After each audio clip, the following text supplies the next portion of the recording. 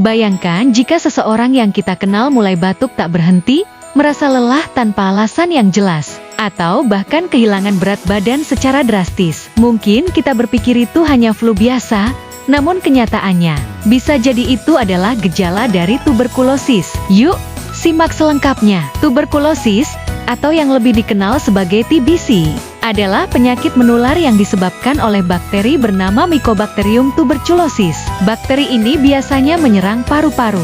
Namun TBC juga dapat menyebar dan menginfeksi bagian tubuh lainnya, seperti kelenjar getah bening, tulang, hingga otak. Tuberkulosis adalah penyakit yang menyebar melalui udara, terutama ketika seseorang dengan TBC aktif batuk, bersin, atau bahkan berbicara. Partikel kecil yang mengandung bakteri dapat melayang di udara dan terhirup oleh orang lain, sehingga menyebabkan infeksi. TBC memiliki gejala utama seperti batuk yang berlangsung lebih dari 2 minggu, yang kadang disertai darah, demam, berkeringat di malam hari, dan penurunan berat badan tanpa sebab yang jelas. Beberapa orang juga mungkin merasakan nyeri dada dan kelelahan yang luar biasa. Namun, ada juga jenis TBC yang tidak menunjukkan gejala sama sekali, yang disebut TB laten. Dalam kondisi ini, bakteri tetap berada di tubuh tetapi tidak aktif dan tidak menular. Tuberkulosis, atau TBC adalah penyakit yang dapat menyerang siapa saja, tanpa memandang usia, latar belakang, atau status kesehatan. Namun, mereka yang memiliki sistem kekebalan tubuh yang lemah lebih rentan terhadap penyakit ini. Misalnya, anak-anak yang sistem imunnya belum sepenuhnya matang, atau lansia yang daya tahan tubuhnya melemah seiring bertambahnya usia. Hal serupa juga terjadi pada individu dengan HIV/AIDS, di mana virus HIV melemahkan sistem kekebalan tubuh, membuat mereka lebih mudah terserang berbagai infeksi, termasuk TBC. Selain itu, tempat tinggal di area padat penduduk, seperti kota besar atau kawasan sesak, juga meningkatkan risiko terpapar bakteri TBC yang menyebar lewat udara. Mereka yang kekurangan gizi juga lebih mudah terinfeksi, karena tubuh mereka tidak cukup kuat untuk melawan penyakit. Kondisi ini semakin buruk bagi mereka yang sulit mengakses layanan kesehatan, karena pengobatan yang tertunda dapat memperburuk penyakit. Selain itu, beberapa kondisi seperti diabetes, merokok, dan konsumsi alkohol dapat memperburuk kerentanannya. Diabetes melemahkan daya tahan tubuh, merokok merusak paru-paru dan meningkatkan risiko infeksi, sementara alkohol dapat mengurangi kemampuan tubuh untuk melawan infeksi. Meskipun TBC merupakan penyakit menular, penyakit ini bisa disembuhkan dengan pengobatan anti-TB, OAT, yang harus diminum secara teratur selama 6 bulan. Proses pengobatan TBC terbagi menjadi 2 tahap, tahap intensif, dan tahap lanjutan. Tahap intensif dimulai sejak pengobatan pertama, hingga 2 bulan pertama, di mana pasien diwajibkan mengonsumsi obat setiap hari. Setelah itu, pada tahap lanjutan, yang berlangsung dari bulan kedua hingga bulan ke-6, dosis obat diberikan lebih jarang, yakni 3 kali seminggu.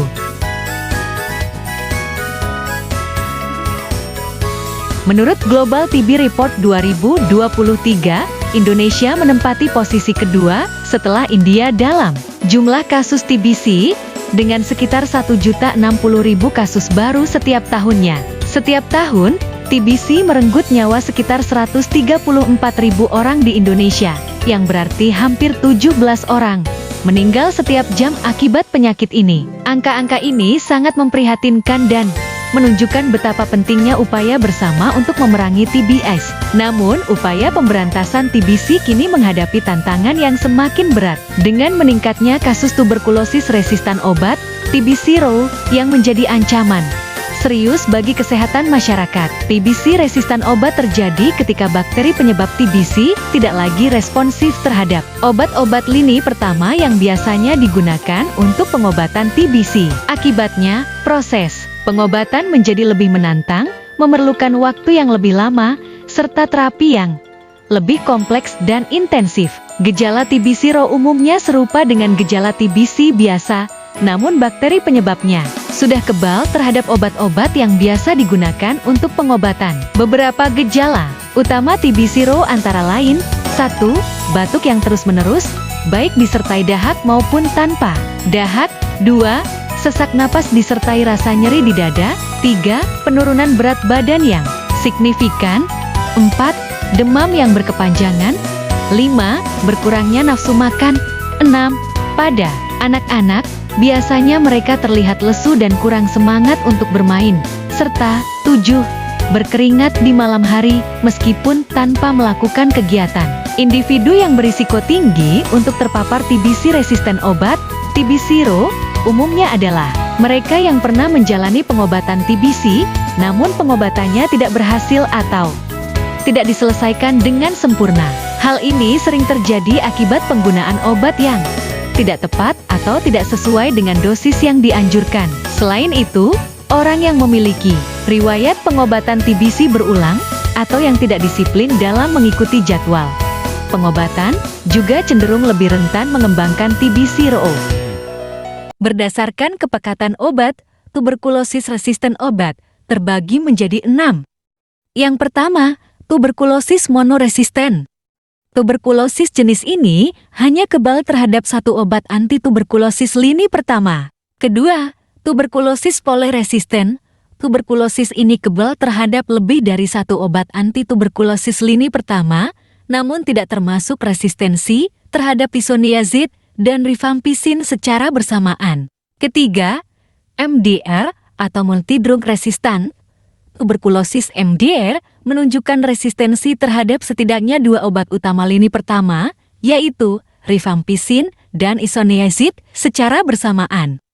Kondisi ini dapat disertai dengan resistensi terhadap obat anti-tuberkulosis lini pertama lainnya, seperti ethambutol, streptomycin, dan piracinamide. Keempat, XDR atau extensively drug resistant. TBC-XDR menunjukkan resistensi terhadap obat lini kedua seperti golongan fluoroquinolone dan setidaknya satu obat anti-tuberkulosis lini kedua suntikan seperti kanamycin, amikacin, atau capromycin. Kelima, rifampicin resistant, yaitu tuberkulosis yang hanya kebal terhadap rifampicin. Dan yang terakhir tuberkulosis resisten obat dengan regimen B.P.Al. Tuberkulosis ini merupakan tuberkulosis resisten obat dengan kombinasi bedaquiline, pretomanid, dan linezolid. Tuberkulosis ini memiliki efektivitas tinggi dengan durasi pengobatan yang relatif singkat, yaitu sekitar 6 bulan. Berbeda dengan pengobatan TBC biasa, pasien TB0 membutuhkan pengobatan yang lebih lama dan kompleks, yang dapat berlangsung antara 9 hingga 20 bulan, tergantung pada seberapa parah kondisi dan tingkat resistensi bakteri. Selama pengobatan, pasien TB0 mungkin akan merasakan efek samping ringan seperti mual, muntah, diare, pusing atau sakit kepala, kesemutan, serta nyeri di area suntikan dan pada otot atau tulang. Namun, dalam beberapa kasus, pengobatan ini juga dapat menyebabkan efek samping yang lebih serius, seperti sesak napas, jantung berdebar, nyeri dada, perubahan warna kulit, lesu yang berkepanjangan, serta gangguan pendengaran. Hal yang sangat penting untuk diingat adalah, pasien TB0 harus disiplin menjalani pengobatan mereka, dan disinilah peran keluarga menjadi sangat krusial. Keluarga dapat berperan sebagai pengawas minum obat, PMO, yang mendampingi pasien sepanjang proses pengobatan. Peran keluarga dalam hal ini mencangkup beberapa hal yang sangat penting, seperti 1. Memberikan dukungan emosional agar pasien termotivasi. 2. Mengawasi jadwal pengobatan. 3. Menciptakan lingkungan rumah yang bersih dan sehat.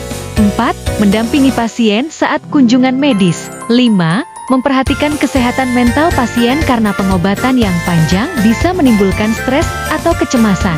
Serta 6. Memberikan dukungan sehari-hari untuk memastikan pengobatan berjalan dengan lancar.